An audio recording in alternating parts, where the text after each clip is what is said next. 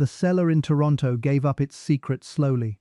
A detective's spade struck something beneath 3 feet of earth, and the smell rising from the hole told him, before his eyes confirmed it, what he had found. 2 small skeletons, hidden beneath a rented house, the final proof of a scheme that had stretched across 4 cities and 2 countries. The man responsible called himself a doctor. What manner of man builds his fortune upon the bones of children? Hello, everyone. Before we begin, please take a moment to like and subscribe to the channel, and leave a comment letting us know where you are watching from today. Your support helps us bring you more stories such as this one. Now, let us begin. It was the autumn of the year 1895, in the city of Philadelphia, Pennsylvania. Within the gaslit chambers of City Hall, a courtroom built for 300 spectators found itself overflowing. Every bench claimed, every aisle crowded with those who had come to witness a trial, unlike any the city had seen. The air carried the mingled scent of damp wool overcoats and pipe smoke, the murmur of the crowd rising and falling like a tide against the high windows. At the center of this spectacle sat a man of 34 years, well-dressed, composed, his moustache neatly trimmed, his manner that of a gentleman rather than the accused. He called himself Henry Howard Holmes, though it was not the name given to him at birth. Behind that name lay a decade of fraud, bigamy, and, the prosecution intended to prove, murder most calculated. He had arrived in Chicago less than a decade earlier as an obscure pharmacist's assistant. By the time of his arrest, his activities had touched Illinois, Indiana, Pennsylvania, and the Canadian province of Ontario. Now, in this crowded Philadelphia courtroom, the full weight of the law had finally caught up with him. The cellar in Toronto had spoken. The question remaining was whether a jury of 12 men would believe what it revealed. Herman Webster Mudgett was born on the 16th of May, 1861, in the village of Gilmanton, New Hampshire, the third child of Levi Horton Mudgett and Theodate Page Price. Both parents descended from the earliest English settlers of the region. His father worked variously as a farmer, a trader, and a house painter, and was, by several accounts, a heavy drinker prone to beating his children. Young Herman had 2 older siblings, Ellen and Arthur, and a younger brother, Henry. As a boy, Herman was remembered by neighbors as quiet, studious, and somewhat solitary, preferring long walks alone to the rough games of other boys. He attended Phillips Exeter Academy before graduating with honors from Gilmanton Academy at the age of 16. It was during this period of his youth that an incident occurred which would later be cited as formative. Classmates, seeking to frighten him, forced the boy to stand before a human skeleton and press its hands to his own face. He was, by his own later account, first terrified, then strangely fascinated. From this encounter grew an enduring preoccupation with human anatomy, and he began dissecting animals not long afterward. In 1878, Herman married Clara Lovering in Alton, New Hampshire. The couple had 1 son, Robert Lovering Mudgett, born in February of 1880. Those who knew the household later recalled that Herman was physically violent toward his wife. By 1884, Clara had returned to New Hampshire with their child, and contact between husband and wife grew sparse thereafter, though the marriage itself was never formally dissolved. Herman pursued his medical ambitions at the University of Vermont for a single year, beginning in 1879, before transferring, in 1882, to the University of Michigan's Department of Medicine and Surgery.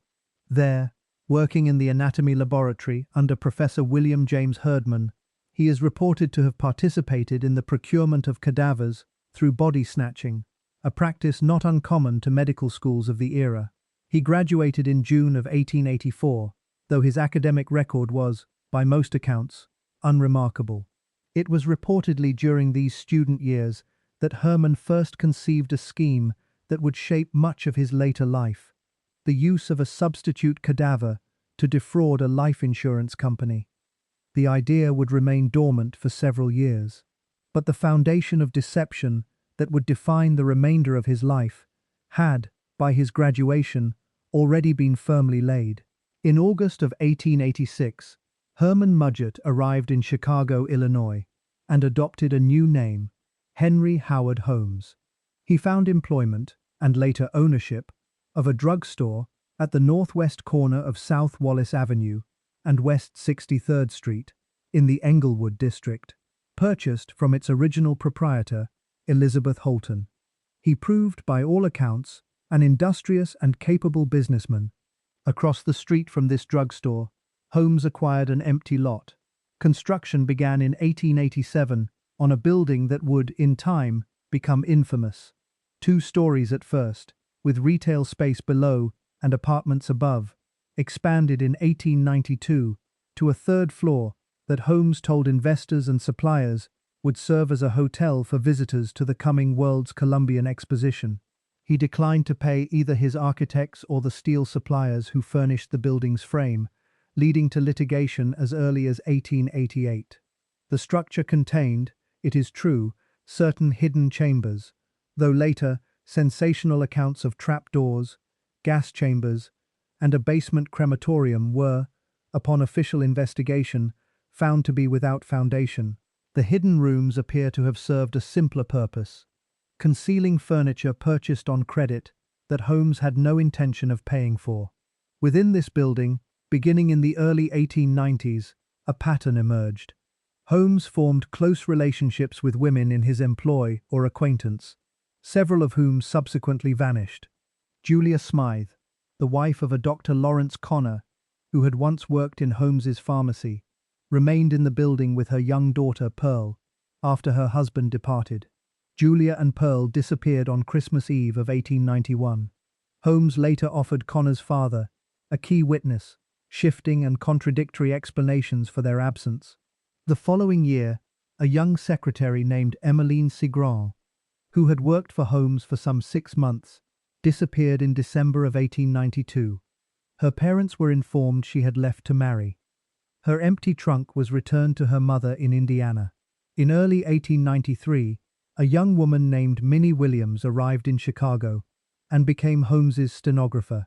Letters were exchanged, arrangements made, and property deeds transferred into aliases Holmes controlled. By July of that year, both Minnie and her younger sister Anna, who had come to visit, had vanished without further trace. The exact circumstances of each disappearance remain, in the surviving record, frustratingly incomplete. By the summer of 1894, Holmes had formed a partnership with Benjamin Freelon Pitezel, a carpenter with a criminal history of his own, whom a Philadelphia district attorney would later describe as Holmes's tool, his creature. Together, the 2 men devised a scheme to defraud the Fidelity Mutual Insurance Company of $10,000. Pitezel would fake his own death under the alias B.F.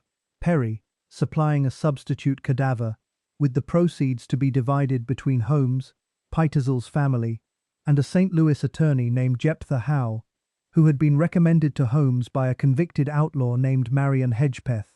Instead, on the 4th of September 1894, Holmes murdered Pitezel in earnest, rendering him unconscious with chloroform and setting his body alight with benzene at a rented property on Callowhill Street in Philadelphia. The body was initially interred in a potter's field after a coroner's jury returned a verdict of accidental death. 3 weeks later, Attorney Howe arrived to claim the insurance payment, bringing Holmes along to identify the remains, which both Holmes and Pitezel's eldest daughter, Alice, confirmed as those of Benjamin Pitezel. The claim was paid.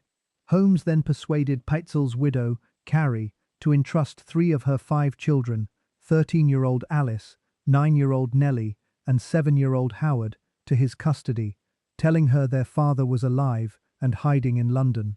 He moved the children through the northeastern United States and into Canada under a succession of aliases, all the while keeping Carrie traveling on a separate, parallel route.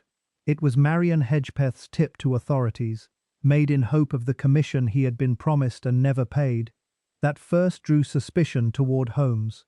Philadelphia police detective Frank Geyer was assigned to trace the missing children. Beginning in June of 1895, Geyer followed Holmes's movements through one rented property after another, eventually reaching a house on St. Vincent Street in Toronto. There, in the cellar, Geyer's search uncovered the decomposed remains of Alice and Nellie Pitezel, buried beneath the earthen floor. The detective later wrote that the deeper they dug, the more horrible the odor became, until, at a depth of 3 feet, the bone of a human forearm was found. Further investigation in Indianapolis would locate the remains of young Howard Pitezel within a rented house's chimney. Holmes had, by this time, already been taken into custody in Boston. The examination of Benjamin Pitezel's remains, conducted following their exhumation from the Philadelphia Potter's Field, would form the central evidence of the prosecution's case. 3 physicians testified at trial that death had resulted from chloroform poisoning. This finding carried particular weight, for Holmes had maintained, in various accounts given before and during the proceedings, that Pitezel had died by his own hand, whether through accident or design.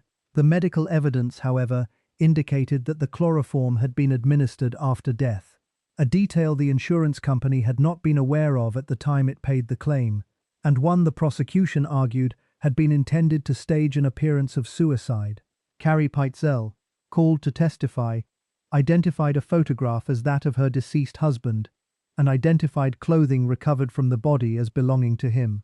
She testified at length regarding the insurance conspiracy, and recounted the numerous conversations in which Holmes had assured her that her husband remained alive. In Toronto, the remains of Alice and Nellie Pitezel, recovered from the cellar of a rented house, were examined and confirmed as those of the 2 girls. In Indianapolis, the remains of young Howard Pitezel, partially burned, were located within the chimney of another rented property, along with evidence of the boy's teeth and bone. Among the effects recovered during the investigation were unsent letters written by the Pitezel children, which Detective Geyer had discovered Holmes had kept rather than delivered as promised. At trial, Judge Michael Arnold ruled that the proceedings would concern only the death of Benjamin Pitezel in Philadelphia, and not the fate of the children or any matters arising in Chicago. This ruling excluded as evidence the trunk in which the 2 girls were said to have been smothered, along with the stove in which Howard's remains had been partially burned, along with testimony from some 30 additional witnesses the prosecution had assembled. If you are finding this case as compelling as we are, please take a moment to like this video and subscribe to our channel. It truly helps us continue researching and sharing these forgotten stories from history. We also read every comment, so let us know your thoughts on this case below. Now, let us continue. Holmes was arrested in Boston on the 17th of November, 1894, having been tracked there by agents of the Pinkerton National Detective Agency. He was initially held on an outstanding warrant for horse theft in Texas, a charge that gave authorities grounds to detain him while the broader investigation proceeded. He was traveling with his 4th wife at the time, a woman who remained unaware of his other entanglements. The investigation that followed, spanning Chicago, Indianapolis, and Toronto, would ultimately see Holmes indicted for the murder of Benjamin Pitezel and brought to trial in Philadelphia. The trial of Herman Webster Mudgett, known to the public as H. Holmes, opened in the Court of Oyer and Terminer in Philadelphia on the 28th of October, 1895, before Judge Michael Arnold. The prosecution was led by District Attorney George S. Graham, assisted by Thomas W. Barlow. Holmes was represented at the outset by attorneys Samuel P. Roten and William A. Shoemaker, though he dismissed their services during the proceedings, and, in a step that drew considerable attention, undertook to conduct much of his own defense, later requesting their renewed assistance. The courtroom, built to seat 300 spectators, was reported to be overflowing throughout the trial. Holmes proved an active participant in his own defense, requesting scientific analysis of evidence and demonstrating, by the account of one reporter, a vigorous and remarkable command of legal procedure, deferential toward the judge, though frequently sharp with the prosecutor. The prosecution's case rested upon the medical testimony of 3 physicians who attributed Pitezel's death to chloroform poisoning, and upon the testimony of Carrie Pitezel, who described the insurance conspiracy and the deceptions practiced upon her regarding her husband's fate. Holmes's third wife, Georgiana Yoke, also testified, describing how Holmes had taken her hurriedly from Philadelphia on the night of the 2nd of September. Holmes cross-examined her himself, in a manner one account described as severe, to which she replied only in a whisper. The defense argued that the body was not conclusively Pitezel's, and that, even if it were, his death might have been accidental or self-inflicted, and that no proof connected Holmes directly to the killing. Given the apparent strength of these arguments, Holmes did not testify in his own defense, and his counsel waived closing argument entirely. In his charge to the jury, Judge Arnold remarked upon Holmes's apparent command over Pitezel, observing that if Carrie Pitezel's account were true, it represented the most extraordinary exhibition of one mind's power over another he had ever encountered.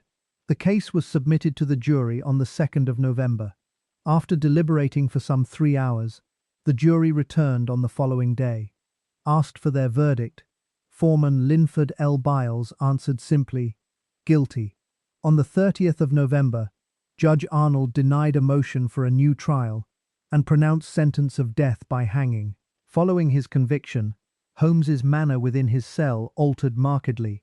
He adopted a vegetarian diet, kept and tamed a mouse, raised a chick he had hatched from an egg, and converted to the Catholic faith, receiving instruction from Father P.J. Daly and Father Henry McPake before his baptism and confession. In the months before his execution, Holmes composed a written confession, for which the Hearst newspapers paid him $7,500. In it, he claimed responsibility for 27 murders across Chicago, Indianapolis, and Toronto, along with several additional attempted killings. The truthfulness of this document has long been disputed, for among those Holmes named as victims were several individuals later found to be very much alive, including a banker named Rogers and a glass factory owner named Warner. Of the 27 claimed killings, modern researchers regard only some 8 as confirmed beyond reasonable doubt, with one further death considered probable. What is established beyond serious dispute is this: Holmes murdered Benjamin Pitezel, murdered Julia and Pearl Connor in 1891, murdered Emeline Cigrand in 1892, murdered Minnie and Nanny Williams in 1893, and murdered Alice, Nellie, and Howard Pitezel in 1894. Beyond these 9 confirmed deaths, a great many other disappearances connected to Holmes remain, in the records, unresolved. The fates of Emily Van Tassel, of a man known only as Dr. Rustler, of a stenographer named Kitty Kelly, and of several others who passed through Holmes's orbit and were never seen again, are not known with certainty to this day. Sensational newspaper coverage following Holmes's arrest gave rise to the legend of a so-called murder castle, complete with secret torture chambers, trapdoors, and a basement crematorium. Official investigation of the Englewood building found these claims to be substantially exaggerated. What evidence detectives did recover there, including bloodstains, a child's bloodied undergarment, and trunks bearing the painted-over initials of Minnie Williams, was circumstantial in nature, insufficient to bring a Chicago prosecution. It was for this reason that Holmes stood trial only for the killing of Benjamin Pitezel, the case for which the evidence was clearest. Holmes was hanged at Moyamensing Prison in Philadelphia on the 7th of May, 1896, shortly before his 35th birthday. He remained, by all accounts, calm to the end. The trap fell, but his neck did not break, and he was reported to have strangled slowly over a period of some 15 to 20 minutes before being pronounced dead. At his own request, his coffin was encased in concrete and buried 10 feet deep. A precaution, he said, against the body snatchers whose trade he himself had once practiced as a young man. He was laid to rest in an unmarked grave at Holy Cross Cemetery in Yeadon, Pennsylvania. The Englewood building, once called the Murder Castle, survived a suspicious fire in 1895 and stood until its demolition in 1938. A postal building now occupies the site. In 2017, more than a century after his execution, Holmes's remains were exhumed amid lingering rumors that he had somehow escaped the gallows. Examination confirmed what the historical record had always maintained. The body was his own,